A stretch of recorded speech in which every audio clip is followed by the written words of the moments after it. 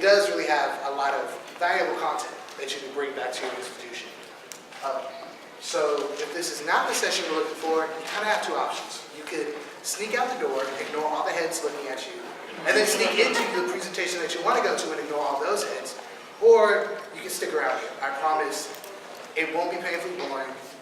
And like I said, you'll be able to take some things back to where you came from. So,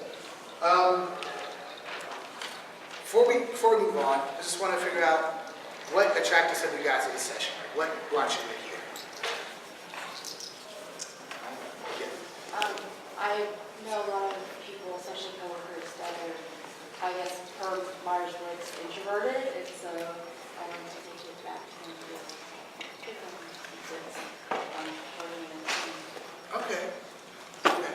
Yes. Being an extrovert, it's important that I understand introverts much better because I'm kind of the opposite end of the spectrum. So that's what attracted me to it. Okay.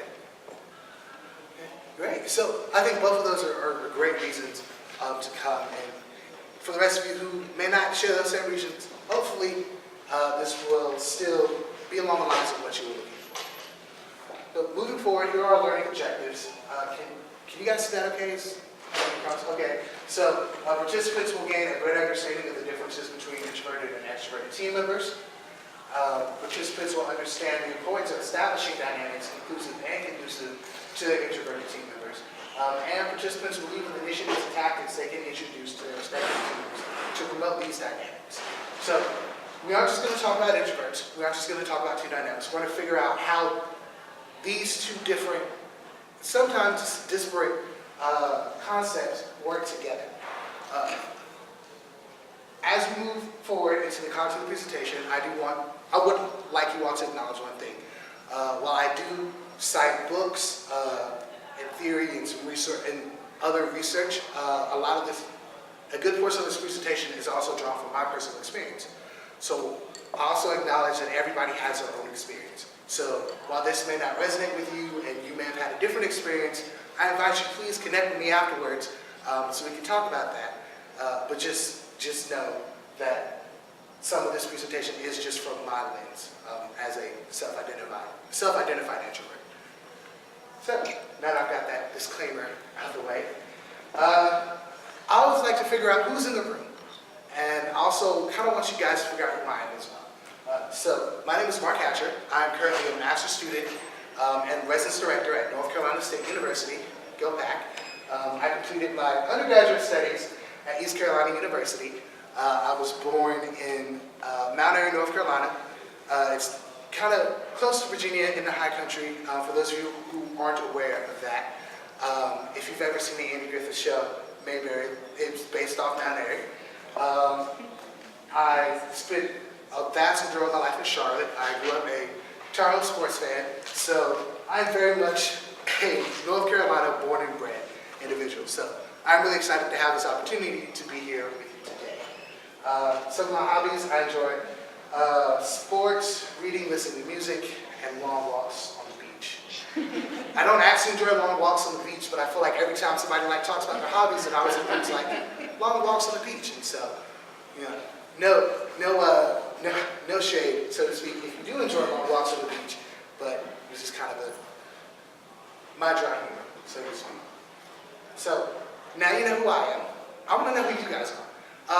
How many graduate students do we have in the room? Okay. How many entry-level professionals? Let's go 1 to 3 years. Okay. Any kind of mid-level professionals? Okay. Senior administrators? CHOs? No? Okay. Great. So we do have a very diverse group in the room, and so you're all at different stages in your journey within housing. But also moving forward, how many of the people in here self-identify as an extrovert? Okay. How many people in here self-identify as an introvert? Great. So that means two things. One, that means there's a lot of personal experiences in the room. That also means that more than likely I can't simply point at you and ask for you to contribute. Or can I?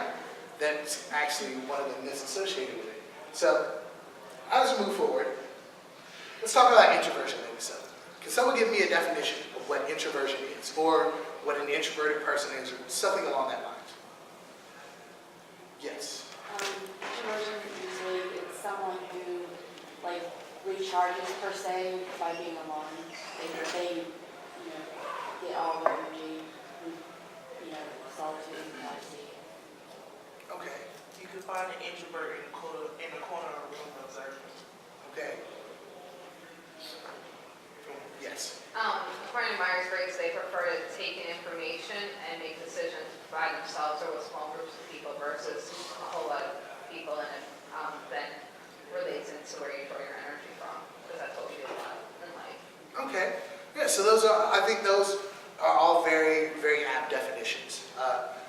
But what I wanted to do, just to kind of get a launching point, is to check the reliable dictionary. So this is what Merriam-Webster has to say about introversion. It is the standard tendency towards being wholly or predominantly concerned with and interested in one's own mental life.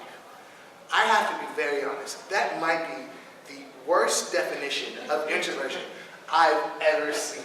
This comes across as conceited, self-absorbed, does it not? And for all of you who identified as introverts earlier, are you guys self-absorbed? Are you conceited? No. I'm not. Or, well, not that self-absorbed. So I actually like this definition a little better. Susan Cain, the author of Quiet, the Power of Introverts in a World That Can't, excuse the typo, stop talking, defines it as people who prefer quieter, more minimally stimulating environments. And so in that description, I think that encompassed all three of your definitions of kind of observing in the corner, recharging by yourself, being a little less engaged. So now we're going to move to who are introverts. Susan Cain, in her book, identifies that 25% of the world population identifies as an introvert. In the United States, 33 to 50% of the population identifies as an introvert. And notable introverts include Bill Gates, Albert Einstein, Abraham Lincoln, Emma Watson, and J.K. Rowling. So, it's very easy, especially us in housing and student affairs, to say, oh, well, there's probably only like one or two introverts around. It's very, introverts will go into this. We're all about energy and being loud and energetic. But with such a large percentage of the population identifying as introverts, your coworker, your partner, your supervisees, your supervisor, they can all be introverts. And so, by not acknowledging that this group of people just really connects in different ways, then you're not acknowledging a part of their identity. So, I just mentioned identity, and I just talked about who are introverts, but in a statistical sense. But what are some traits? What are some personality traits, or just things that introverts do?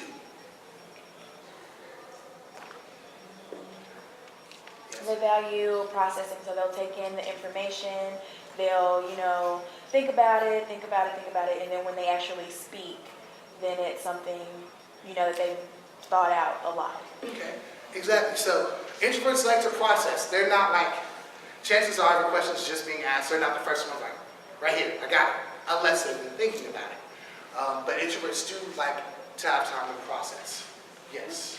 I think that most introverts are probably not the party mingler type host person in a large setting.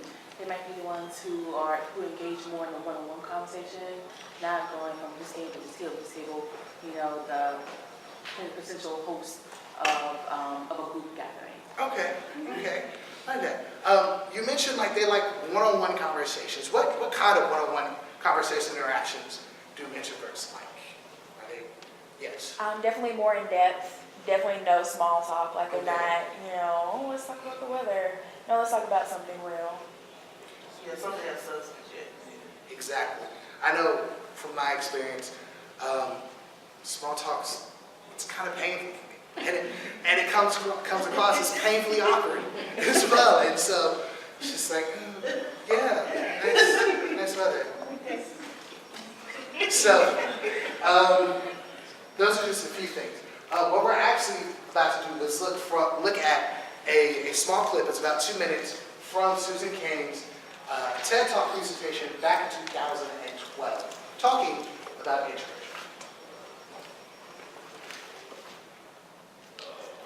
I tell you this story about summer camp. I could have told you 50 others just like it. All the times that I got the message that somehow my quiet and introverted style of being was not necessarily the right way to go, or that I should be trying to pass as more of an extrovert. And I always sensed deep down that this was wrong, and that introverts were pretty excellent just as they were. But for years I denied this intuition, and so I became a Wall Street lawyer, of all things, instead of the writer that I had always longed to be, partly because I needed to prove to myself that I could be bold and assertive too. And I was always going off to crowded bars when I really would have preferred to just have a nice dinner with friends. And I made these self-negating choices so reflexively that I wasn't even aware that I was making them. Now, this is what many introverts do, and it's our loss for sure, but it is also our colleagues' loss and our community's loss, and at the risk of sounding grandiose, it is the world's loss, because when it comes to creativity and to leadership, we need introverts doing what they do best. 1/3 to 1/2 of the population are introverts. 1/3 to 1/2. So that's 1 out of every 2 or 3 people you know. So even if you're an extrovert yourself, I'm talking about your coworkers and your spouses and your children and the person sitting right next to you right now. All of them subject to this bias that is pretty deep and real in our society. We all internalize it from a very early age without even having a language for what we're doing. Now, to see the bias clearly, you need to understand what introversion is. And it's different from being shy. Shyness is about fear of social judgment. Introversion is more about how do you respond to stimulation, including social stimulation. So extroverts really crave large amounts of stimulation, whereas introverts feel at their most alive, and they're most switched on, and they're most capable when they're in quieter, more low-key environments. Not all the time, these things aren't absolute, but a lot of the time. So the key then to maximizing our talents is for us all to put ourselves in the zone of stimulation that is right for us. Okay. So, very brief clip, but there was a lot of information in there, wasn't there? There was a lot of points she touched on. What are some of the things that she mentioned? For basically introverts to put the other shoe on the foot and see how it feels to be an introvert. Like, why is that introvert going inside their office all the time instead of out communicating and socializing with other staff personnel, or why does that person like to work alone? Okay, so this sense of misperception. Yes. I think that she spoke a lot about biases, and I think that resonated with me the most, especially in this field as a housing professional and student affairs.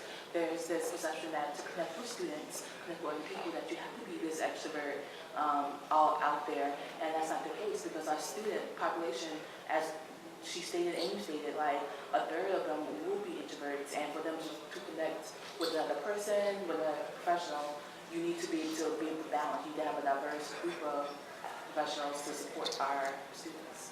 You just jumped way ahead of my presentation. Oh, I'm sorry. But you did make a lot of good points, and then that bias that she talked about.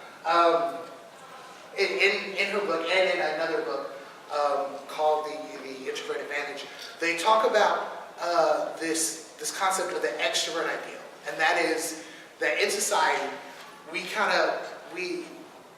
taken our perceptions of a good team member and a good leader to really be the people who exemplify extrovert characteristics. So they can command a room, they're charismatic, they're great with chatting people up, they're full of energy, they're lively, they can go all day just being around people. And so in that process, it's almost taking the traits that aren't that, the people who are a little more reserved, who do need time to themselves, and casting negative light to it. And she touched on that point in the beginning, talking about, kind of alluding to the fact of her experience of being told, like, well, what's wrong with you? Why, just get over it. How many of us in the room have ever had that experience when someone's just like, why are you being so quiet? Why are you being just not engaged? Like, get over it. Like, get out of your shell. And that just happened to me a lot. time. It seems to be a common experience. What else did you guys see or hear? Yes.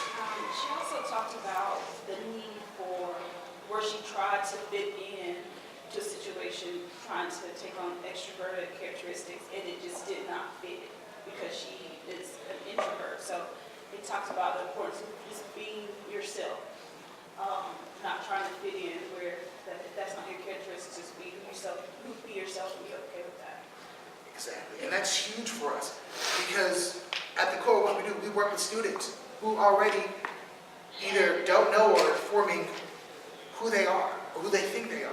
So if they see us as professionals, people have the knowledge, putting on fronts and putting on airs, and we are being completely authentic, how can we hold them, how can we look at them and be like, this is how you become, what you want to be by being yourself. And then when it comes to student staff that we're supervising, how can we hold them accountable?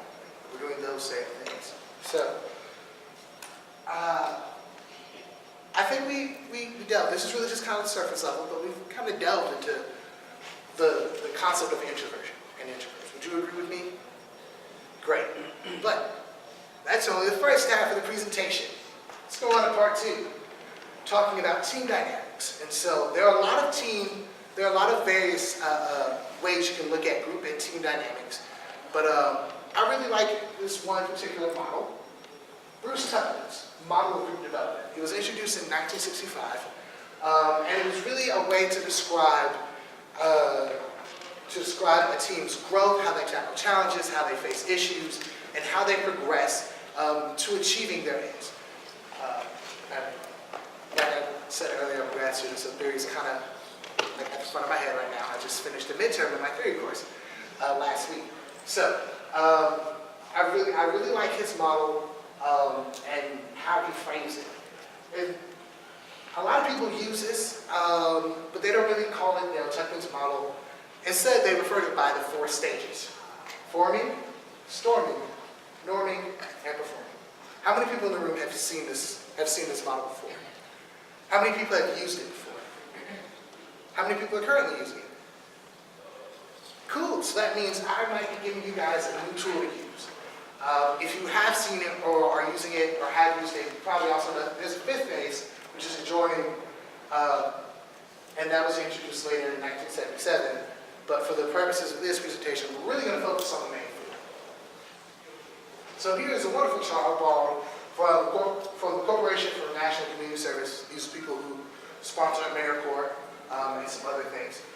This is just kind of a general team performance chart. And so down here on the x-axis, we have time, so as time passes. And on this y-axis, we have productivity or performance of the team. So you see, we started forming. You see these stages, moving to storming. That's kind of where the team bottoms out. That's where us as supervisors, we really have to go into a lot of hands-on, a lot of managing, a lot of conflict resolution. This might be where we need to make some changes in our teams. But if we get out of that valley, we get into norming, and this is where, unfortunately, a lot of us stop. A team in the norming phase is perfectly okay. They're functioning, they have goals, they work together, they've accepted the things they've either accepted the things that they wanted but couldn't get, or they're still coping with that. They're functioning, they're doing things. You could definitely live with a team in the norming phase. But we all want that high-performing team. That's what Bruce Tupman defines a team in the performing phase. And that is when how many of us in the room directly supervise student staff or staff? Supervise people. Pretty much everybody. This is where we want our team, because for us as supervisors, this is when we don't have to be the manual leader. This is where pretty much the only time, as far as management or leadership, we only hold that title for accountability purposes from higher up. The team is self-governing, the team makes decisions for themselves, they mediate their own issues, they are aligned, they are focused, they are good to go. This is where we want to be. And so, in order to get here, everybody on the team has to maximize their potential. Everybody. And normally, or knowing how to get there. At this point, people they're kind of getting into their roles. If they're not in the role that they think they should be in or most comfortable in, this is where some of the frustration, this satisfaction that it refers to. If people are thrust into new roles, they're kind of dealing with adjustment. So as you resolve these issues, you move into norming. Like I said, this may be where you need to shift your team around. Ideally, then you just work on maximizing their potential and moving forward. But what if you get to the snoring phase and there are issues that haven't been resolved because they haven't been identified yet?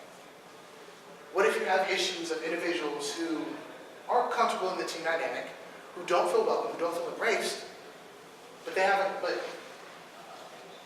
addressed it yet? The key for addressing issues in the storming phase is that they're brought to reality, whether it's because we as managers, brought to attention, whether it's because we as supervisors and managers acknowledge it, or because our supervisees say, hey, I had this problem. But if it doesn't, then you just kind of get stuck in the storming phase. You can't move forward. So kind of backing up about 5-10 minutes ago, we were talking about introverts and some of their characteristics. Introverts like to process. They like time to process. Introverts need time to themselves. Introverts don't function best under a lot of stimulation. So if you have these dynamics in your team, well then those individuals, and like you said, 33 to 50% of the population are introverts, so unless you're really intentional about it, you're more than likely going to have an introvert on your team. Someone on your team is not feeling that cohesiveness. They don't feel that sense of team because they aren't having their voice heard. And so that's something, that dynamic really needs to be addressed right here in the forming stage, but it's hard. And it's really because of just kind of inherently what we do as housing officers. Next, I'm going to look at some common team practices. This is one of the sections that I definitely drew from my personal experiences, but also from experiences of others, peers, colleagues, supervisees. And here are just some of the things that we like to do. We love icebreakers. Icebreakers. Honestly, if I started this session with an icebreaker, how many of you would not have been surprised? It's just what we do. It's just student affairs. Team builders. Team builders. We live and die off team builders. Retreats. How many of you all have done an overnight, so like a 24-hour longer retreat with your supervisors? So they're always together doing everything for a day or 2 or 3. Okay? Brainstorming sessions. How many times have we done this? Let's say that you form the front row, or part of my team. You've just been told to come down here 5 minutes ago, show up. Here I come in. All right, guys. So I have 3 residents who have a large roommate conflict. Let's figure out ways to solve it. Go. No prep time, no advance warning, just kind of, here's a problem solving. I do this a lot. I find myself just like, and once again, part of it is the nature of what we do, but we do this. Socially intensive trainings. All right. In housing, that's our bread and butter. That's what we do. Raise your hand if you have student staff. Raise your hand if your training, like say fall training session, lasts longer than a week. Lasts longer than a week and a half. Lasts longer than 2 weeks. Within that span, 1.5 weeks or 2 weeks, how many of you all have at least one day that goes 12 hours? 2 days? 3 days? How many of you all have an entire session that's like a week and a half long that goes like say 8 to 8, 9 to 9? That's a lot of time to be around people, isn't it?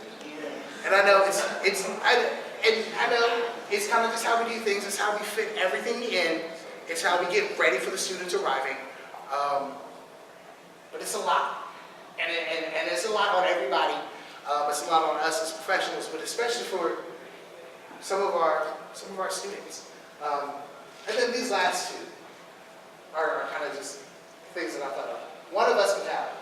See, I got the little green men from Toy Story, the little aliens from Toy Story, and that's kind of this mentality that really takes hold early in team dynamics, really after kind of your dominant personalities have started to step up and assert themselves as part of a team leadership. And so now it's, hey, I know we've been working all day, but we're all going out to get dinner. You should come with us. Hey, I know you're tired, but we're all going to watch a movie. You should come with us. Be a part of the team. Do this with us. And so sometimes team members, despite what they want, despite what they need, are like, well, I want to be one of the team. And that plays into this one for all complex, which is I'm going to put myself aside, put my needs, my individuality to really promote the team. These aren't inherently bad things. These aren't bad things. These are things that we do. We all do them. So to some degree, they must be best practices. At the same time, I'm challenging all of us to look from a different perspective. Take a look, kind of a paradigm, as you will. Look at it, look at it from the perspective of these groups of students that we know, that we've identified, we've now identified that some of their strengths don't fall into these. And think about it. So going back to this chart, we see if we are doing these things, a lot of these things, icebreakers, the team builders, the brainstorming sessions, these mentalities, they all set in really early. They're part of this forming stage where the dynamic is being developed. So we're establishing this as kind of like what we do, what we expect. Do you see how students don't identify as an issue when it is, like when they are getting frustrated, when they are getting dissatisfied? Can you see how students won't identify it as an issue? Can you see how as we're going through resolving issues, they won't say anything because it's what's been established from the leadership at the beginning? And can you ultimately see if students, if our team members don't feel included, if they don't feel valued for parts of the identity, how they don't get to this point of teamwork and cohesiveness? You understand where I'm going here? So, this isn't, what's what I'm looking for? This isn't just kind of speculation. While there's not research done on it, it kind of makes sense. There's not that progression moving from this step to this step. You can understand how that problem can arise. So we looked at it. Let's go about ways of solving it. I did tell you guys that you would leave with some tips and some ways to really promote these dynamics. First is to allow some prep time. And I know, like I said, part of the nature of what we do, things just kind of come down the pipeline last minute. By the time it gets on our desk, it's like, oh, we can't really give a lot of advance work. But the times that we can, we should. Sending out agendas for team meetings in advance. That's just a general best practice for businesses across the board. And if possible, that's something we can strive to do. If you know you're going to be talking about issues when you have team gatherings, send a primary email out. That's one of the things I love getting. If I know that I'm having like a meeting the next day and a person facilitating the meeting just sends out like a primary email. Just, hey, heads up, we're going to talk about this, this, and this, get your thoughts together. Be prepared to address this and this. For me, someone who enjoys the time to process, who really needs that time to process their thoughts, this definitely changes how I can contribute to the group. Challenge by choice. Now, when we look at this, we tend to think more of the activities which can be maybe psychologically kind of impactful, or maybe identifies, maybe requires students to step out of their comfort zone more than they would be comfortable with. But what about just the activities where it requires a lot of social exertion? We don't really kind of apply the challenge by choice label to that. If we have team members who have been overstimulated, such as during our long training sessions, just kind of give them that option to put it out. You don't have to announce, hey, if you're tired and you're an introvert, go stand in the corner. But making your team members feel comfortable to say, you know what, I'm a little overwhelmed right now. I'm going to take 5 minutes to recharge myself and just kind of observe the activity. Low energy impact activities. Not every activity has to involve making pyramids and yelling and cheering and screaming and jumping and getting insanely close to each other. Those tend to be the most entertaining ones. We do have some variety in terms of, there are a lot of activities that we can implement that don't have to be as intensive and as stimulating. And then ultimately, you want to encourage individuality. Within that, one thing that I know I forget sometimes, and I feel like it's very easy for us to forget, is that the team exists outside of team meetings. So your team, even though you don't meet with them once or twice a week for an hour and a half, they exist outside of that. And that is when you can connect with your team and encourage them to like, okay, so if we keep doing, I don't know, this chant to start our meetings, the school spirit chant to start our meetings, and it kind of throws, if you feel like it throws you off the rest of the meeting, it kind of makes it hard for you to concentrate and feel overwhelmed. Well, then what can you do to kind of prepare for that? Can you think in advance? And then also, this allows you to encourage them to really make sure that they feel included and promote this toss salad approach, the term that we like to apply to inclusion and multiculturalism, but a toss salad approach can apply to team dynamics as well, versus the melting pot, which was characterized by the one of us that I mentioned earlier. Another tip when you guys are doing brainstorming sessions is, and actually one of my professors do this. It's called Think, Pair, Share. You take a couple minutes, think to yourself, you process your thoughts, get them together, you pair up with somebody beside you, or even a group of 3. You share those ideas, and then you report back to the group. So by doing that, everybody has an opportunity to think about it. Everybody has a chance to have their voice heard, and then the ideas are still getting back to the group without the potential railroading that can come from brainstorming sessions, especially if we have a team member that is very convincing and also very, very quick thinking. You all in this room have experience managing your teams. You all have experience being in teams. What are some of your experiences and things that you've done to kind of overcome this? So from an introvert perspective, what have you done to kind of make yourself feel more comfortable within a team dynamic? Or from an introvert and extrovert perspective, kind of what are some things that you've seen introverts do to kind of make themselves feel more comfortable? What are some things? Yes.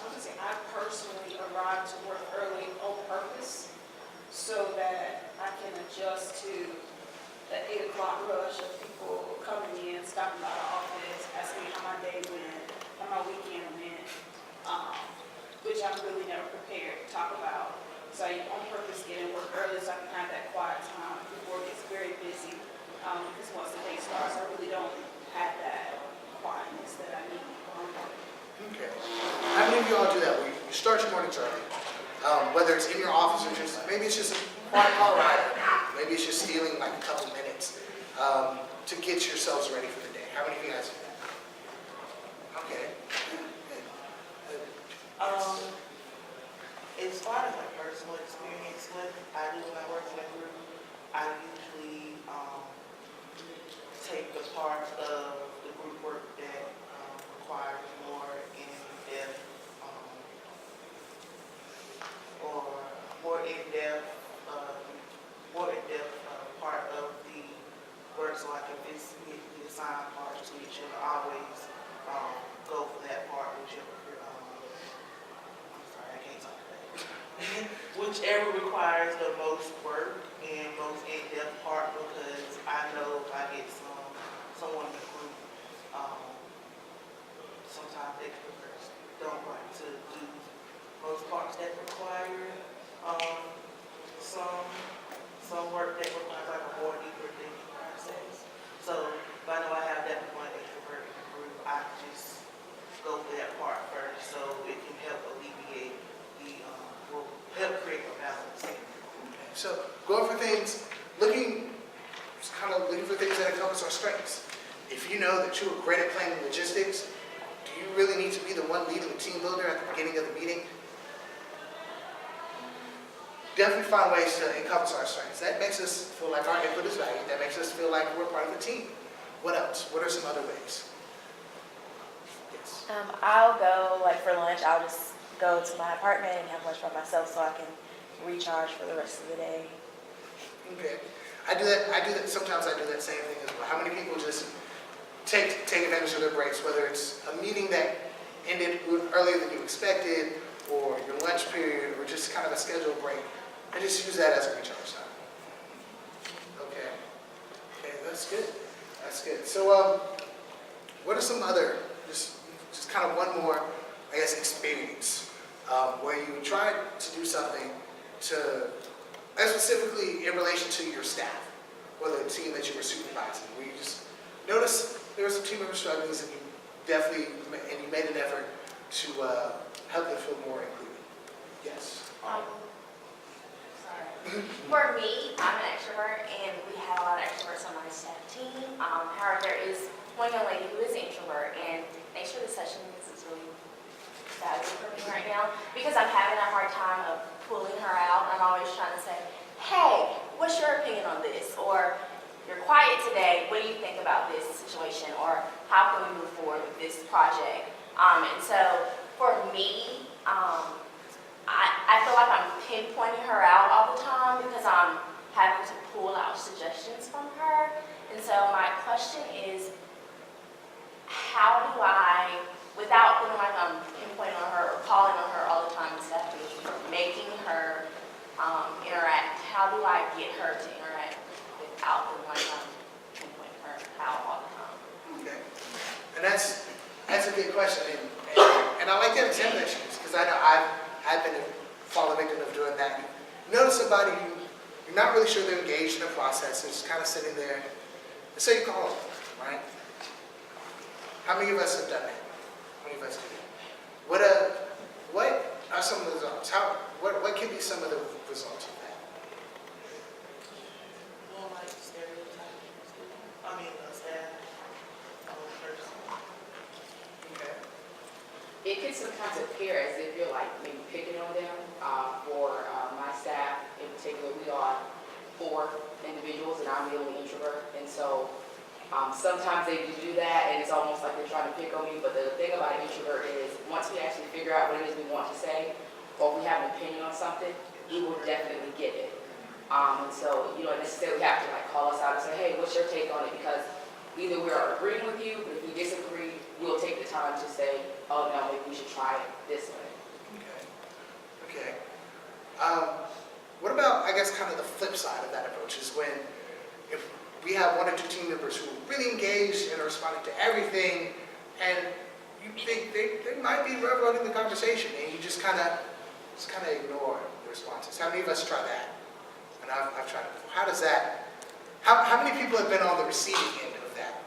I know that's happened to me too. How does that make you feel? How does that make you feel? How does that? Sorry. Okay. There's a great example in a class I had last fall where after about 3 classes, the instructor handed out red, yellow, and green cards. Green meant you didn't talk and you needed to start talking. Yellow meant you're doing okay, kind of watch it, but make sure you speak up and get heard. And then red meant you need to stop talking, you talk too much. Well, I got the red card and I was very upset for the remainder of the semester because I felt as if, hey, if you don't want to hear me, then I can sit in the back and I can be unengaged. But don't tell me to stop talking. Instead, maybe that's a one-on-one conversation instead of something that's a stigma sitting on a table, that or visual. So yeah, I mean, you can be very upset by being told not to talk or being ignored. Exactly. Yes. Back to your initial question about your staff member, it strikes me that there might be two separate issues, and I can't say because obviously I haven't had your experience, but introversion might be one issue to look for, but also whether or not that student or staff member is engaged otherwise. I think that the suggestion you made about individualizing and personalizing that conversation is great. Maybe after you have those group meetings, you can follow up and see if that individual has ideas, because if they are truly introverted but are engaged, they may just not be willing to speak up because it's not in their nature. So having that one-on-one connection, that personal connection with that student might engender that relationship and get those suggestions to flow freely, whereas in a group setting they might not come out. The other issue could be maybe they are indeed introverted but maybe also are not engaged, and that's kind of a separate disciplinary thing. That was it. Thank you for that. And that kind of gets back to the point that I was mentioning earlier about the team existing outside of team meetings. Honestly, if you were only intentionally trying to develop your team members during the time they're together, not much development is going to happen, is it? And so taking the opportunity to have those individual, those personal conversations to figure out, well, why aren't you participating? Is it because you didn't prepare and you don't understand what we're talking about? It's because you don't feel comfortable participating. Are you afraid that you contribute and it won't be received? So having those personalized conversations ultimately is a good way to handle that. You guys have any other ideas for I'm sorry, what's your name? Tiffany. For Tiffany's question? One thing that I did was I did email the staff meeting agenda out to my staff when I was, so that, because I'm an introvert, so I know what it's like to prepare. There are some times where, just for me personally, I try to make sure when I speak, I've thought it through, and that I'm just not speaking because it comes to my head. So it may be, like I said, I don't know if you have the agenda, or you maybe talk to her one-on-one, see if she has any thoughts, maybe build that rapport, because once that rapport is built, she'll open up to you more. Once she has that, like maybe an authentic relationship and feels comfortable speaking with you about her thoughts. But I think the agenda might be the first step, so she can be really clear. Great idea. And then, yes. Another thing that's really important is to help introverts feel valued and that their opinion does matter. So in our staff meetings, I have a large staff, I have 18 staff members, and so I have a mix of introverts and extroverts, and some that lie somewhere on the spectrum in the middle. And there's a few of my staff members that I do struggle to get to share in staff meetings because it is a large group. So we'll break down buildings, or I will call on them or talk to them before or after staff meeting and say, that one thing that you said was really, really helpful. I would love to hear more of that. You do have great ideas, and I wish that others could hear the great things you say on your one-on-ones. Could you share that in staff meeting? That was a fantastic program idea. Would you mind sharing that in a way that's less calling them out and more praising them for their contributions? So a lot of times, at least speaking as an introvert, I'm not sure that my opinion is wanted, and so I'll have this whole thought process internally and go, they probably don't care. So that could help when people say, no, we really like your ideas. Thank you. And a great arena to do those is how many of y'all have one-on-one meetings with your teams, with your staff? That's a great place. One, to offer that affirmation, and two, what you realize, especially as they start building rapport, they're going to start offering these suggestions, and they're going to start having these ideas, and you'll be their sounding board. And it's at that point that you encourage them, hey, this is great. Why don't you bring it to the staff? And they're like, I don't really feel comfortable with it. Well, why don't I introduce it and give you credit? Say, like, so-and-so had this great idea, but ultimately the idea still gets out there. People understand that, yes, you are engaged. I understand that you're engaged, and you're being heard. So those interactions are great places to make that happen. Anyone have any other questions, comments, concerns? Great. Well, I thank you all for your participation and engagement. If you have any other questions, feel free to connect feel free to connect with me individually, and I also have some business cards if you want to connect with me to follow up afterwards. If not, enjoy the rest of your sessions. Thank you. On behalf of NCHO, we want to present you with this certificate of appreciation of presenting. So if you could just fill out your program evaluations, and I will be waiting in the back of the room at the door to collect those from you. Thank you for coming.